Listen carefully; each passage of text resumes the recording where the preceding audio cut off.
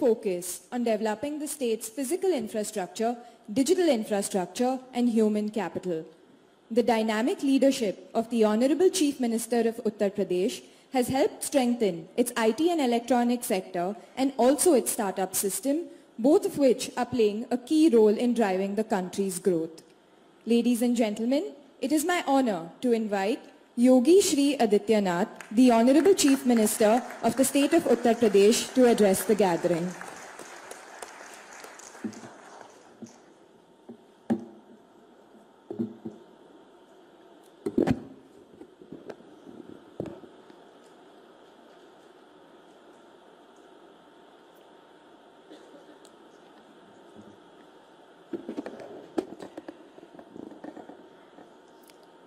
G20 digital economy working group के आज के इस उद्घाटन सत्र में मंच पर उपस्थित भारत सरकार के माननीय रेल,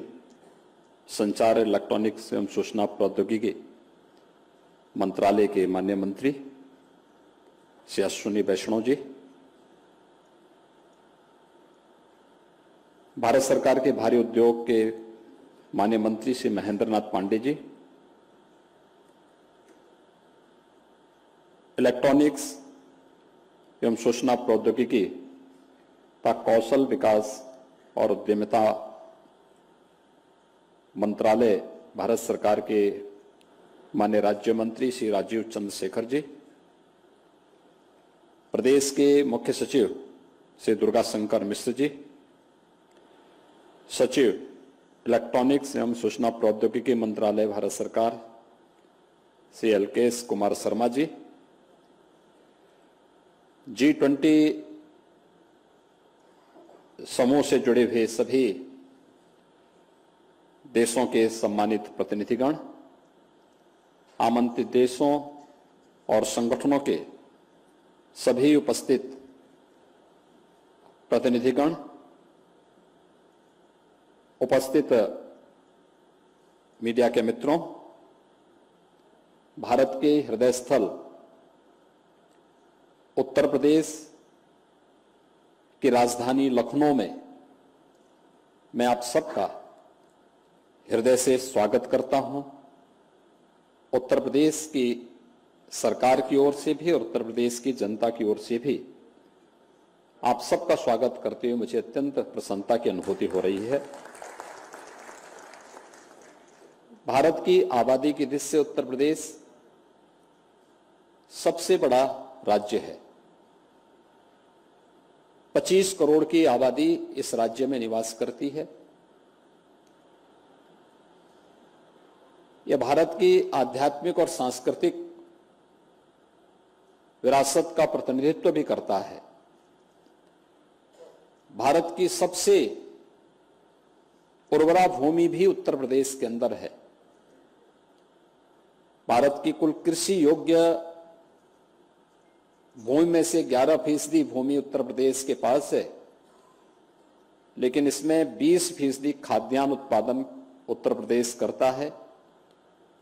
भारत का सबसे अच्छा जल संसाधन भी उत्तर प्रदेश के पास है। भारत के पास कुल आबादी का सबसे बड़ा राज्य होने के नाते सबसे युवा शक्ति भी उत्तर प्रदेश के पास मौजूद है और आधुनिक अर्थव्यवस्था की दृष्टि से जो एक महत्वपूर्ण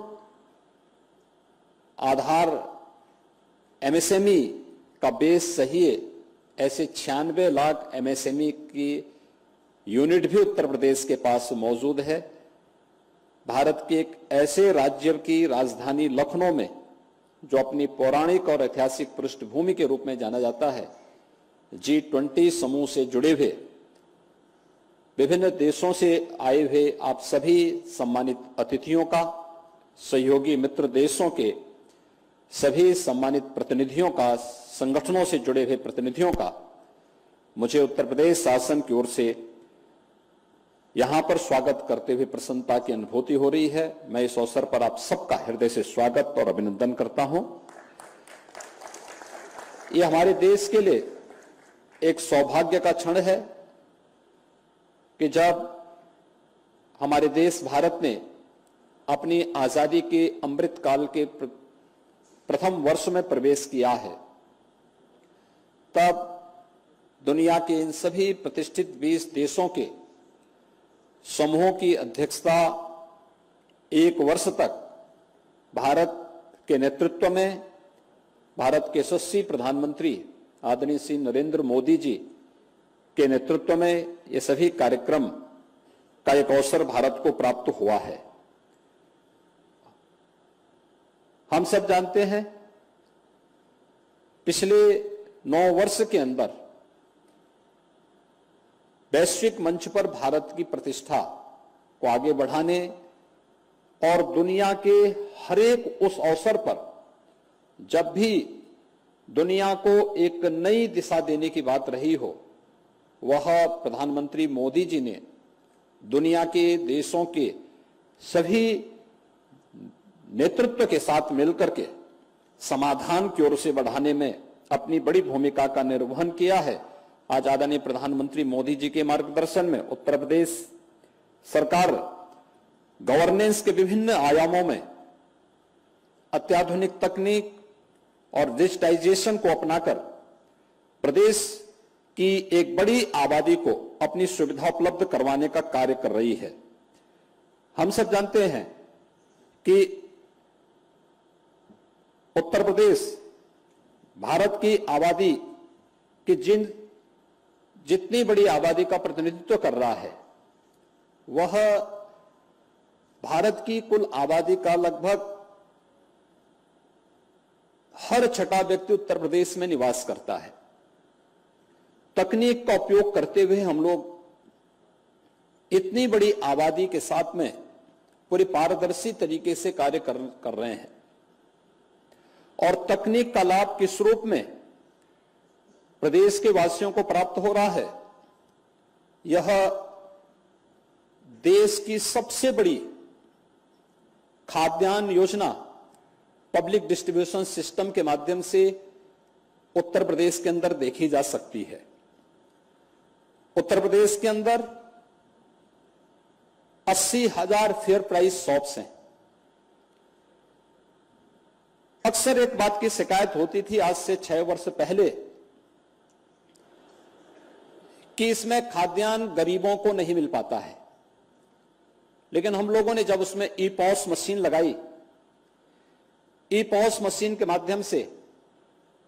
प्रदेश के अंदर से हमने उनकी मॉनिटरिंग करनी प्रारंभ की। आज परिणाम है कि 15 करोड़ लोगों को हम लोग पब्लिक डिस्ट्रीब्यूशन सिस्टम से खाद्यान्न उपलब्ध करा रहे हैं और तकनीक का उपयोग कराने के बाद 1200 करोड़ रुपए की सालाना बचत भी प्रदेश को इसके माध्यम से हुई है। इसी प्रकार से जीवन के अन्य अनेक क्षेत्रों में भी हम लोगों ने इन कार्यक्रमों को आगे बढ़ाने का कार्य किया है। खासतौर पर प्रदेश के विभिन्न क्षेत्रों में जो कुछ भी आज परिवर्तन हम सबको देखने को मिलते हैं, वह तकनीक के बेहतर उपयोग के माध्यम से हम सब देख सकते हैं। खासतौर पर इस सदी की सबसे बड़ी महामारी के दौरान, कोविड-19 के दौरान प्रदेश के अंदर हम लोगों ने अब तक 40 करोड़ वैक्सीन की डोजेस प्रदेश के नागरिकों को उपलब्ध करवाने में सफलता प्राप्त की। प्रदेश के अंदर 6.25 करोड़ कोविड टेस्ट कराने में भी हमने सफलता प्राप्त की। प्रदेश के अंदर इस प्लेटफॉर्म का उपयोग करते हुए आज व्यापक परिवर्तन करने के कार्य हो रहे हैं और आज उसका परिणाम है कि देश की 25 करोड़ की आबादी के सबसे बड़े प्रदेश में हर ओर वह परिवर्तन हम सबको देखने को प्राप्त हो रहा है। मित्रों, डिजिटल तकनीक आज की आवश्यकता है। इसके माध्यम से हम एक पारदर्शी व्यवस्था के साथ ही प्रत्येक नागरिक के जीवन में व्यापक परिवर्तन लाने का काम भी कर सकते हैं और भारत ने पिछले 9 वर्ष के दौरान जिस तेजी से इस क्षेत्र में न केवल परिवर्तन लाया है बल्कि 140 करोड़ की आबादी के जीवन में व्यापक परिवर्तन करने का कार्य किया है, वह दुनिया के उन तमाम देशों के लिए एक उदाहरण हो सकता है। अगर उत्तर प्रदेश के अंदर ही हम देखें तो 2 करोड़ 60 लाख किसानों को प्रधानमंत्री किसान सम्मान निधि का लाभ, 1 करोड़ उन लोगों को जो निराश्रित महिलाएं थी, वृद्धावस्था में निराश्रित वृद्धजन थे या दिव्यांग जन थे, उनको पेंशन की सुविधा का लाभ हम लोग इस तकनीक के माध्यम डीबीटी के माध्यम से उन्हें उपलब्ध करवाने का कार्य कर रहे हैं। इसी प्रकार से प्रदेश के अंदर 1 करोड़ छात्रों को स्कॉलरशिप की सुविधा हम डीबीटी के माध्यम से उनके खातों में करते हैं। बेसिक शिक्षा परिषद के स्कूलों में अध्ययन कर रहे 1 करोड़ 91 लाख बच्चों को, जो काफी वीकर सेक्शन के हैं, उन्हें uniform, bag, books, shoes, sweater, ये सभी हम डीबीटी के माध्यम से धनराशि उनके अकाउंट में भेजते हैं और वे स्वयं अपने उसके माध्यम से अपनी राशि को खरीदते हैं। अपने लिए जो भी उनके लिए उपयोगी हो, यूनिफॉर्म बनाने का काम करते हैं या बैग और बुक्स का क्रय उस धनराशि से स्वयं करते हैं। किसानों को मिलने वाली किसी भी प्रकार की सुविधा डीबीटी के माध्यम से हम उपलब्ध करवाने का कार्य कर रहे हैं। प्रोक्योरमेंट की पूरी पॉलिसी को हमने उसके साथ जोड़ा हुआ है और प्रदेश के अंदर अपने युवाओं को तकनीकी रूप से सक्षम बनाने के लिए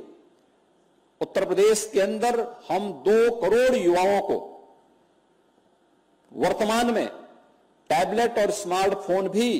उपलब्ध करवाने का कार्य कर रहे हैं। एक बड़े अभियान के साथ इन कार्यक्रमों को आज उत्तर प्रदेश के अंदर पूरी प्रतिबद्धता के साथ आगे बढ़ाने का कार्य किया जा रहा है। आज प्रदेश के अंदर ई ऑफिस की प्रणाली लागू होने का परिणाम है कि उत्तर प्रदेश की कार्य प्रणाली में पूरी पारदर्शिता आई है। प्रदेश न केवल अब कृषि और अपने जल संसाधन के लिए और युवा शक्ति के लिए, बल्कि एक नई अर्थव्यवस्था के रूप में वैश्विक जगत में भी हम सबके सामने देखने को मिल रही है। आपने देखा होगा अभी 10 फरवरी से 12 फरवरी के बीच उत्तर प्रदेश ने अपना ग्लोबल इन्वेस्टर समिट का आयोजन किया था। इन्वेस्टर समिट से वैश्विक व्यापारिक समुदाय से 40 देशों के प्रतिनिधियों ने उसमें प्रतिभाग किया था और उस पूरे आयोजन के दौरान उत्तर प्रदेश को 33,50,000 करोड़ रुपए से अधिक के निवेश के प्रस्ताव भी प्रदेश के अंदर प्राप्त हुए। इसके लिए हमें तकनीक को अपनाना पड़ा था, जिसमें प्रदेश के अंदर हम लोगों को किसी भी एमओयू की मॉनिटरिंग के लिए प्रदेश के अंदर हम लोगों ने निवेश सारथी के रूप में यहां पर अपना एक डिजिटल प्लेटफॉर्म तैयार किया। सिंगल विंडो की सुविधा उपलब्ध कराने के लिए निवेश मित्र के रूप में हमने यह सुविधा हर एक निवेशक को उपलब्ध करवाई और जो भी निवेशक प्रदेश के अंदर निवेश करे और निवेश की सफलता के बाद शासन से मिलने वाली, शासन की किसी भी पॉलिसी के अंतर्गत मिलने वाली इंसेंटिव को इंसेंटिव मॉनिटरिंग सिस्टम के माध्यम से हमने उन्हें एक प्लेटफॉर्म उपलब्ध कराया। आज परिणाम है उत्तर प्रदेश के अंदर व्यापक पैमाने पे निवेश हो रहा है और उत्तर प्रदेश आज अपने इस डिजिटल प्लेटफॉर्म के माध्यम से एक नई अर्थव्यवस्था के रूप में दुनिया के सामने अपने नागरिकों के और उत्तर प्रदेश को एक नई अर्थव्यवस्था के रूप में स्थापित करने की ओर तेजी के साथ अग्रसर हो रहा है। आज भारत ने जो प्रगति की है इस दिशा में, वो वास्तव में एक नई अर्थव्यवस्था के रूप में दुनिया के लिए एक नया मार्गदर्शन हो सकता है। खासतौर पर G20 के लिए जो थीम निर्धारित किया गया है वह भारत की प्राचीन थीम है, जो वास्तव में वसुधैव कुटुंबकम के साथ हम सबको जोड़ता है। One earth, one family, one future. ये वास्तव में भारत का वो प्राचीन श्लोक है जो भारत की दुनिया के बारे में उस सोच को प्रदर्शित करता है, जिसमें हमने जो कुछ भी हमारे पास था या भारत के पास है, उसको हम लोगों ने कहीं भी किसी राग द्वेष के या किसी भी अन्य अहंकार के कभी ये नहीं कहा कि ये मेरा है तो इस पे मेरा ही एकाधिकार है। हमने कभी इस बात को नहीं सोचा। भारतीय मनीषा ने तो एक ही बात कही थी, अयम निज परोवेति गणना लघु चेतसाम उदार चरिता नाम, तो वसुधैव कुटुंबकम, और वसुधैव कुटुंबकम के इस भाव को जिसमें one earth, one family, one future की भावना निहित है, जो आज जो G20 के इस थीम के साथ आज डिजिटल इकोनॉमी वर्किंग ग्रुप की इस बैठक के साथ हम उत्तर प्रदेश की राजधानी में यहां पर एकत्र बैठे हुए हैं। निश्चित ही डिजिटल इकोनॉमी वसुधैव कुटुंबकम के इस भाव के साथ पूरी दुनिया को एक परिवार के रूप में आगे बढ़ाने में मदद कर सकती है, उनके जीवन में और मानवता के जीवन में व्यापक कल्याण का भाव लेकर के आगे बढ़ सकती है। मुझे पूरा विश्वास है कि G20 वर्किंग ग्रुप की यह बैठक उत्तर प्रदेश की राजधानी लखनऊ में आप सभी आए हैं, कुछ नए मुद्दों को लेकर के आगे बढ़ेगी और मानवता के कल्याण के मार्ग को प्रशस्त करते हुए आप सभी एक नई दिशा देने का कार्य करेंगे। आज के इस अवसर पर आप सब ने उत्तर प्रदेश की राजधानी में डिजिटल इकोनॉमिक ग्रुप की इस प्रथम बैठक में उपस्थित होकर के उत्तर प्रदेश के कार्यक्रम को आगे बढ़ाने में अपनी मदद की, क्योंकि ये लगातार 5 दिनों के 2 इवेंट 5 दिनों के अंदर उत्तर प्रदेश के अंदर संपन्न हो रहे हैं। मैं इसके लिए आदरणीय प्रधानमंत्री जी का, केंद्रीय मंत्री माननीय श्री अश्विनी वैष्णव जी का और उनकी पूरी टीम का हृदय से आभार व्यक्त करता हूं। आप सबका मैं हृदय से यहां पर स्वागत करता हूं, अभिनंदन करता हूं और मुझे पूरा विश्वास है कि G20 economic digital economic group की यह बैठक निश्चित ही देश को और दुनिया को एक नई दिशा देने का कार्य करेगा। इस पूरे अभियान की प्रति मेरी शुभकामनाएं हैं। धन्यवाद। जय Hind.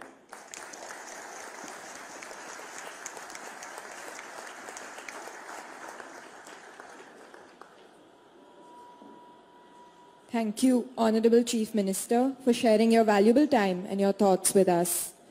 May I request Shri Alkesh Kumar Sharma, Secretary, Ministry of Electronics and IT, to kindly present a memento to our dignitaries.